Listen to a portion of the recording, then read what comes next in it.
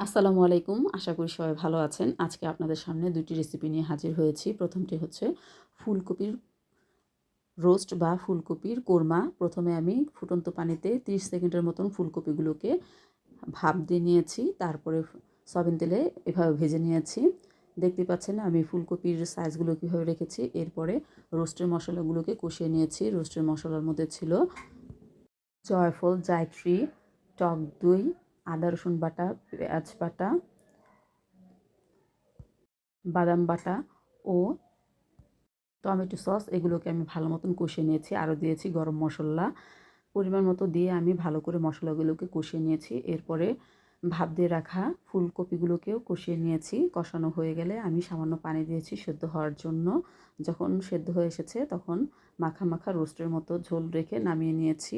খুবই মজার হয় ফুলকপির রোস্ট। সবাই বাসায় ট্রাই করবেন। এছাড়া ছিল কলই শাক ভাজি। কলই শাকগুলোকে আমি মিহি করে কেটে নিয়েছি। সাথে দিয়েছি ২টি কাঁচামরিচ কুচি ও পরিমাণ মতো লবণ। এরপর আমি চুলায় ভাপ দিতে দিয়ে দিয়েছি। যখন সেদ্ধ হয়ে এসেছে তখন আমি নামিয়ে অন্য একটি পাত্রে পরিমাণ মতো তেল দিয়েছি। তেলে আমি পেঁয়াজ কুচি দিয়ে ভালো মতন ভেজে নিয়েছি।